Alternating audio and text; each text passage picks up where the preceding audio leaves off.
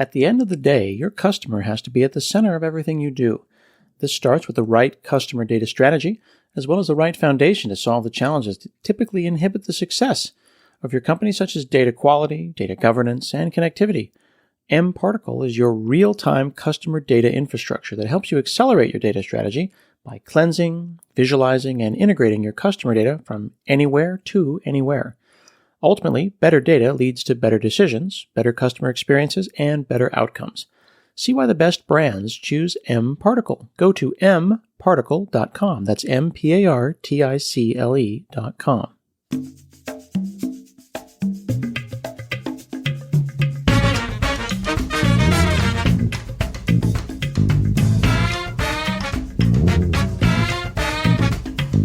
Hi, I'm Scott Hanselman. This is another episode of Hansel Minutes. Today I'm speaking with Beena Ammanath. She's the Executive Director of the Global Deloitte AI Institute and the recent author of Trustworthy AI, a business guide for navigating trust and ethics in AI. Thank you so much for chatting with me today. Thank you so much for having me on the show, Scott. I appreciate it. So I really enjoyed reading your book. I like that you are coming at this from two angles. You have an MBA, so you have a focus on business, and you also have an advanced master's degree in computer science. So you're kind of doubly enabled to talk about this. I'm curious why you use the word trustworthy in your book. Why is trustworthy? You could have said reliable, you could have said responsible, you could have said ethical, but you said trustworthy. Yeah, and I think one of the third edge that I have is my experience working both in technical and leadership roles at a variety of different industries, right? From telecom to banking to trading and manufacturing, it's all over. So, I think one of the key things for AI success is going to be its adoption for the end users, for people, for companies to be able to trust the technology, right? And look, I'm a huge technology optimist. I do believe that technology can make all our lives better, but at the same time, for it to reach its full potential, we need to be able to trust it.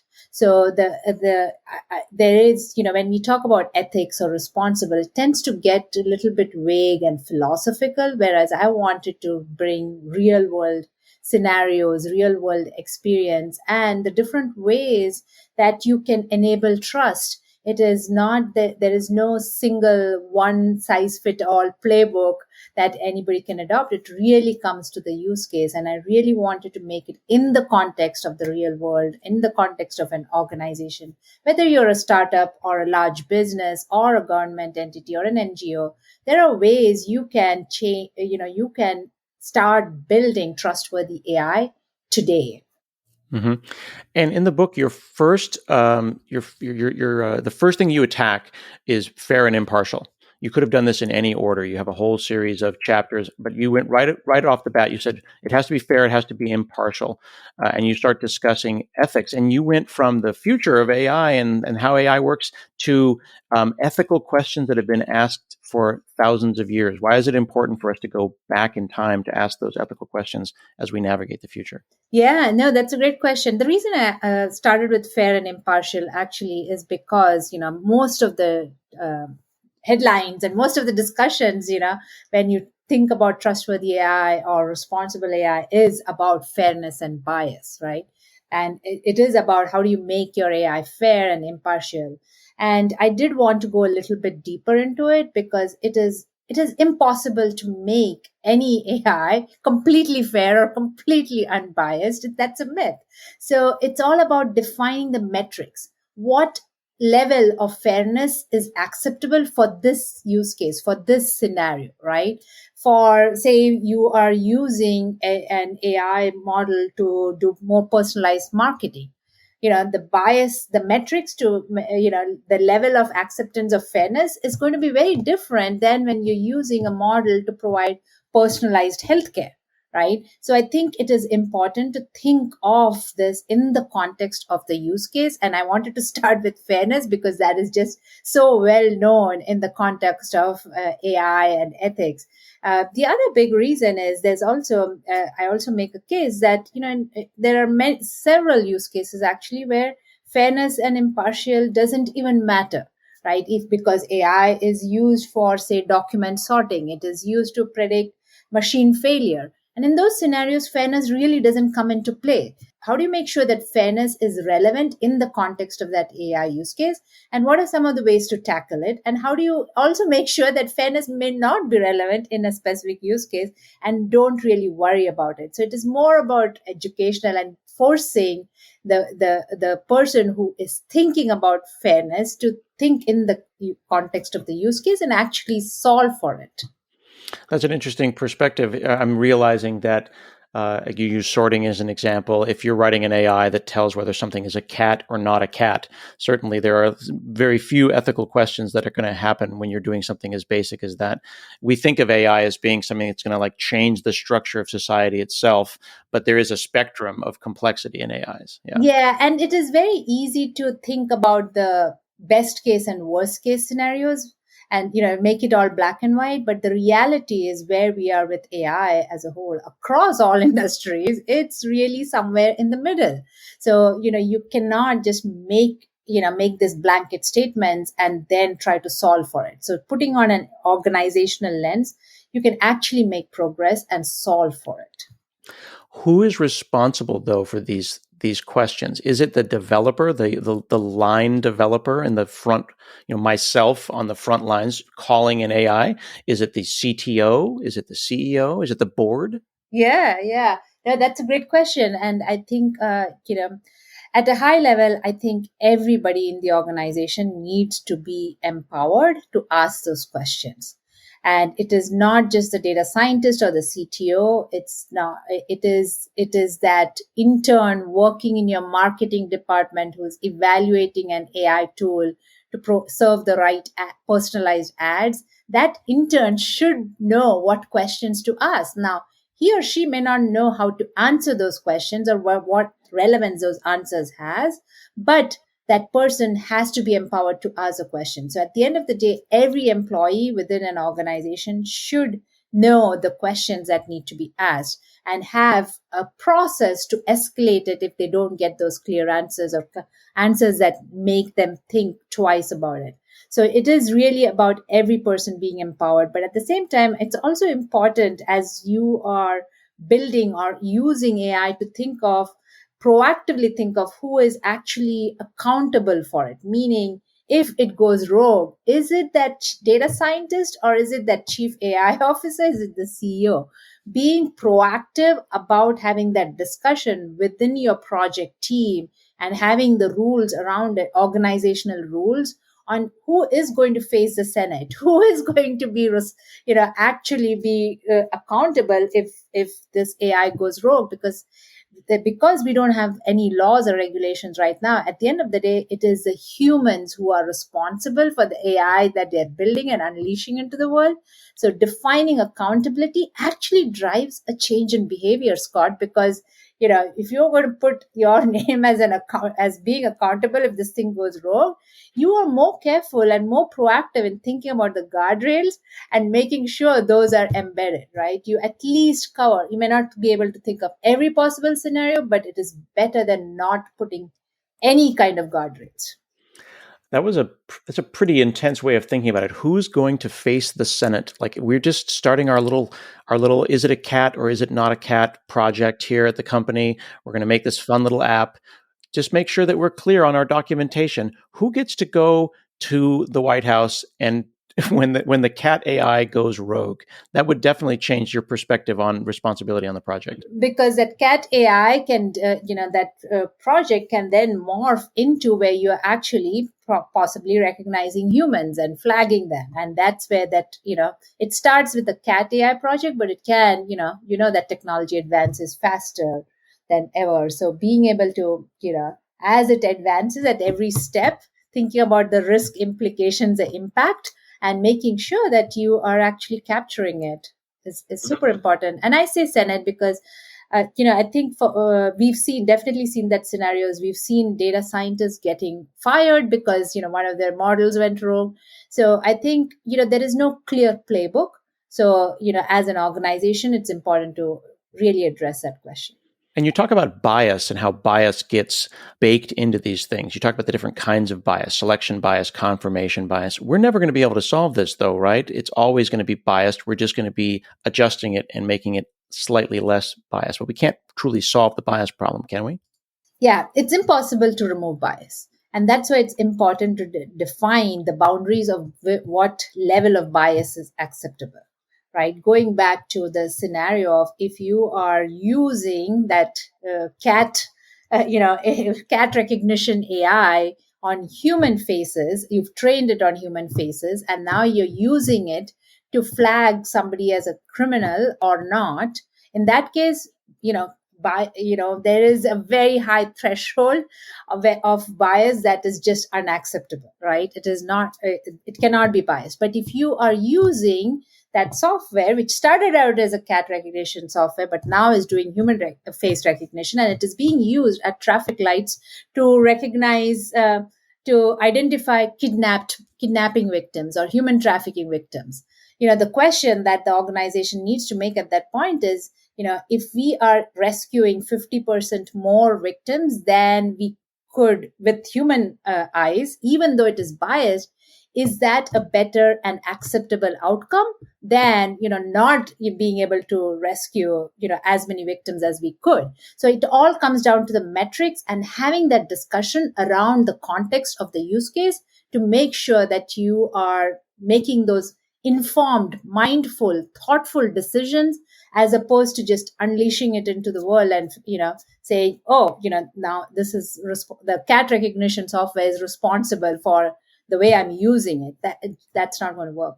So this involves trade-offs. You have a whole section on trade-offs in fairness. That when you say trade-off in the context of AI, that makes me a little concerned. Maybe we shouldn't have trade-offs. Like it's either perfect or it's not. That means that it's always inherently going to be a dangerous concept, a dangerous technology. Trade-offs is a super important thing to consider because, AI by no means is ever going to be perfect in the way we envision it, especially when we think of it as a blanket statement, right? But AI, in the case of a very specific use case, can be as close to as perfection as you can make it at that point in time. And what I mean by that is that exact same scenario. If you're using the exact same software to recognize faces for criminals, that has to be as close to impartial as possible. If you're using that same software to recognize kidnapping victims, the trade-off is really like, can we rescue more victims by using AI as opposed to without? The trade-off is, yes, it is biased. It is recognizing only 25% of the victims, but it is still helping us 25% more than we could without. So I think thinking it of in the context of trade-offs and risks is very important in when you are looking at it from a use case perspective. Right. But then if you're getting more and more and more and you're casting a wider and wider net, then you can potentially have false positives. And that's where things get super dangerous. And I always think of the movie Minority Report, where they were trying to catch criminals before they did the crime. And it was an AI of sorts. And it's all wonderful until one person gets caught up in the net. So how does one's organization have a plan to maintain fairness and test fairness when it goes bad? How do they catch that one? And then do they pull the AI back or do they just allow a certain number of false positives? Yeah, I think the number of false positives, that's another metric that you have to, or trade-off decision you have to make. We don't even have to go as far as the Minority Report, but we've seen in law enforcement scenarios where AI was being used to flag criminals or potential criminals. And, once the organization recognized it was biased, it was not fair, then they decided to pull back the software. Right? We've seen it happening with chatbots. We've seen it happening with recruiting algorithms. So I think at this point, it is, what's your tolerance level? And if it, passes that threshold, you have to pull it back. At the end of the day, we humans still have control over it. So, I think this is the right time to take that control and make sure we don't ever reach that scenario of the Minority Report. Yeah. And you refer to this concept of drift, where it might be a great AI model today, it might be wonderful, but you have to actually note that models will drift because inputs will change and the model should not remain static. Is that correct?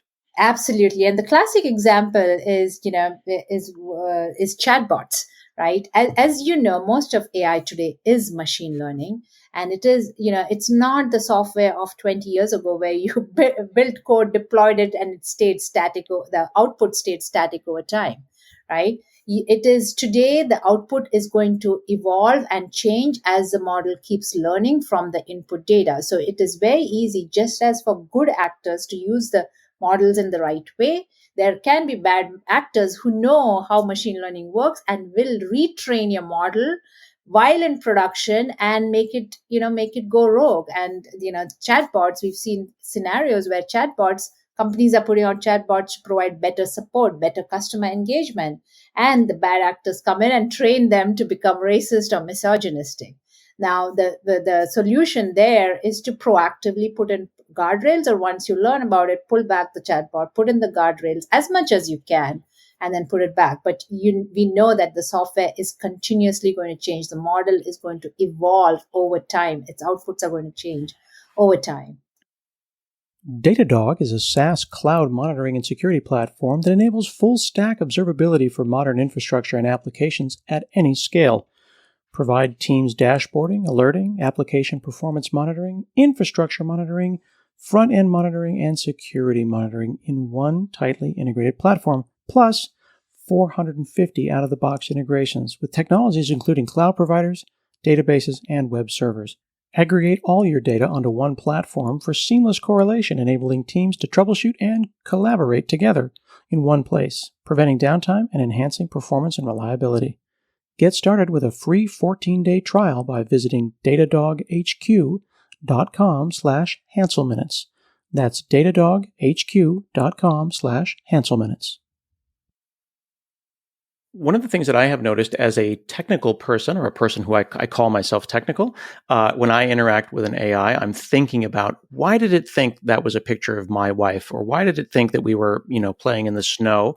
Well, my wife, who is not a coder, she's a nurse. I don't like to say non-technical, but she's not in a coding role, has a different relationship with the AI than I do. And for her, it's a black box. And when it does something, it's very binary. Well, I'm like, well, I can see why it thought that. How do we deal with different kinds of users when we're defining the concept of transparency in an AI? Because you're advocating that we should be very transparent in how and why the AI makes the decisions it can, but telling me, a coder, that, and telling my wife, a non-coder, that, would cause very different experiences. Yeah, no, that's a great point, Scott, and I can relate to it to some extent. My kids, who are teenagers, just trusted blindly, right? They don't even want to know how or why, right? They're like, yep, we love this thing. We love the song recommendations you're getting, or the translations that we're getting for free. Like, my son does his entire Spanish homework by using Translate. So we are, they see it as tools and not necessarily trying to solve for how is this arriving at this decision. So when we talk about explainability or transparency, I think it has to be in the context of the different types of users. Again, just like with other things with AI, it is not going to be a one size fits all. If you are doing a cat recognition algorithm, you probably don't need, levels of explainability. But if you're doing facial recognition algorithm, you need to be explain it to not only your IT teams, and that will maintain it over time, and the C-suite who need to be educated on how this thing could go wrong, and the board members, but also your end users. And each one of those demographic is going to be separate. If you just, whether you open source the code or you show, technical documentation, it's not the right level. You need to be able to explain it in simple language and make it relevant for the end user. It's not going to be a one size fits all if the company is serious about being really transparent and explainable. It's like we've had those terms and conditions document, right? Who reads it when it's, the lengthy legalese, right? But when you want to make it really relatable to the end user, you more put it in plain English. And it's the same thing with AI and transparency and explainability.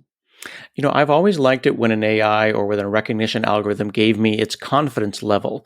As a technical person, I love that. I would love it if my Face ID on my iPhone flashed up, I'm 85% sure it's you. I'm going to unlock your phone. But I know that my non-technical family members would be very uncomfortable if their phone was unlocked with a 50% confidence level. But you call out the trust can be gained by transparency. If we give them more information, that there's a 70% chance that something's going to happen, then like we do with weather reports. I'm curious why we don't do that more with AI. We've been telling people for 50 years, we have a 70% chance that it's going to rain. And we kind of go, okay, that's cool. But very rarely in the real world do we see AIs telling us that level of detail. It does in certain scenarios. So, I personally, know that we've done work in manufacturing plants, for example, when we are predicting when a certain machinery in the plant is going to fail, we do put a percentage rate to say there is an 85% chance that this machine is going to overheat and fail in the next 80 minutes or whatever, right?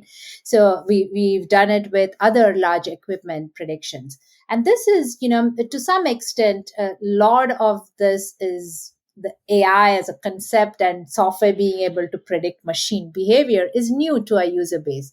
So it actually was a way to gain their confidence because their general attitude was to operate by instinct, right? They would know, oh, yeah, this machine is overheating.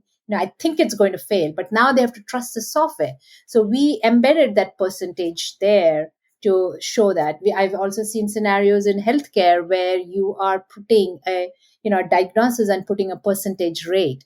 So we're seeing it in I think scenarios which are mission critical, or where the industries are very traditional and you need to be able to put in that percentage to get the buy-in. So I am definitely seeing that in some of the industries, not necessarily on the newer industries, the internet and digital driven industries, but definitely in the legacy industries. You've said in the book that explainability in AI is super important. Like, it's one thing to say that there's a 70% prediction that this is going to fail, but also to be able to explain why does it think that. But it's interesting because AI and machine learning algorithms, as a general rule, are somewhat opaque, right? You give it an input, a miracle happens, and now there's a magical function, but we can't look inside it. How do you do explainability with these opaque models? Yeah, and that's a decision again that comes down to the stakeholders. If explainability is super important and it cannot be explained in a way that is understandable, then it's a decision that you make. Yeah, this doesn't hit our trust metrics, and we are not going to continue down this path, right? As opposed to unleashing it and then trying to make it explainable. I think those are decisions you need to make beforehand. How important is explainability? Who does it need to be explained to? Because the reality is there might be use cases where explainability is not as important. Maps recommending a certain pathway, right? Do I, I might be curious to see, oh, is there an accident? Why am I being recommended this alternate path? But it may not be as important as when there is a machine failure recommendation, for example. So I think it goes without saying that if explainability is super important for the use case, you have to take a pause and say, we cannot use opaque algorithms because we won't be successful in making it trustworthy or making it adoptable by our end users. So it really comes down to the use case. Now, I had referred to these as black boxes, and you have a section in the book where you talk about post hoc explainability. Now, I'm familiar with the term ad hoc, when you put together a team ad hoc or as needed, but I've never heard that term post hoc. And you actually say that we can analyze an AI after the fact and understand why it does what it does. Can you help me understand what post hoc means? Scott, the thing is, we have built a lot of AI and models and unleashed it into the world, and now we are trying to do the post fitting of that model to being able to explain, oh, why did it arrive at this decision? Because when we were building it, we didn't proactively think of it, so we didn't do the pre work that was needed to define the explainability. So it's more of that catch up phase, the world that we're living in. But my hope is, once the regulations and best practices become more prevalent, we will not have to do more of that post hoc analysis and explanation. It will be more taken care of as part of the process. Mm.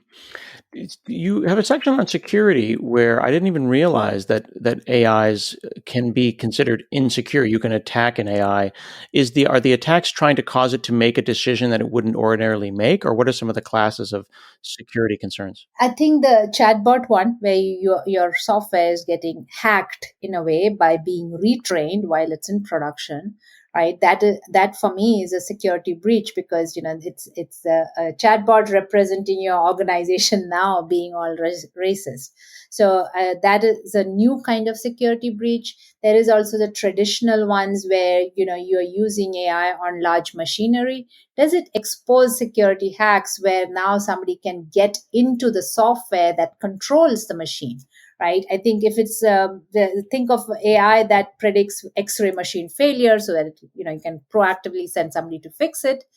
That is not as large, probably not as large, but can it expose a gateway for it to get into the rest of the hospital ecosystem? But think of an AI being used to predict jet engine failure, and the intentions are good, but is it now opening a vulnerability where you can actually get into the flight control system through this AI software? These are new security areas that are being exposed, the new vulnerabilities that's coming through just because of how AI functions. And I think it's important to proactively think about it and address it, whether it's from retraining data or whether it is from new vulnerabilities that come into play. Yeah, because there are going to be compromises if the AI is compromised. There's going to be consequences, rather. So that's going to go up to the C-suite, and you're going to say we have an exposure because this AI has been compromised in some way. Yeah. Yeah. So then there are modern practices for making sure that AIs are going to be secure. But do you think that there's danger that a lot of people are just using off the shelf models, or they're just doing very naive trainings and they don't even realize what they're doing with the AI that they're making? Yeah, absolutely. I think that's definitely a challenge of of AI being the shiny new object for the past few years, right? Where everybody wants to just start using AI without fully understanding the risks that come with it. I'm not saying that that you cannot address the risk, but there are risks that even that end consumer should be aware of, even if it's an organization that does not build the models but is getting the off the shelf models, training it on their data. It still comes with that risk, which may not have been addressed in that original software, the original model. So it is very important to be aware of what are the kinds of risks, what questions do you ask, and how do you mitigate it so that you are not only protecting from security hacks, but it's a brand and reputational risk that you're taking on. It's a risk that you're taking on of potentially losing customers because the software didn't behave the way it should. So it is very important to be able to ask those questions. In the book, you are an advocate of having an AI advisory board, but there's a lot of small businesses, consultancies, 1 or 2 person shops, 10 person shops that might be doing naive or simplistic AIs. How would you tell the folks that are listening who are excited about AI, making models on their own, but maybe don't have the size to go and have an AI advisory board? Yeah, no, that's a great point, and hopefully, it doesn't come across a recommendation that every company should have it, but it's one of the ways to tap into the different nuances of AI ecosystem is to have an advisory board. But if you don't, it is great to look at the larger companies in your domain who might be putting out the best practices, who might be publishing white papers on this topic, to be aware of it. It doesn't make sense for a startup to get an advisory board or a chief AI ethics officer. I think those are all cool things to have when you are using AI at scale, or when you are developing or building core AI models. That's going to have massive impact, right? So it is more prudent to look at best practices, be aware and read the book, and be aware of the news and what are the risks that come with AI within your industry. Yeah. So the book is Trustworthy AI, a business guide for navigating trust and ethics. You can get it everywhere that you get your books. You can learn more about Beena and the work that she's doing at her website at beenaammanath.com. I'm going to put links to all of these things in the show notes. Thank you so much for chatting with me today about Trustworthy AI. Thank you so much for having me, Scott. This has been another episode of Hansel Minutes, and we'll see you again next week.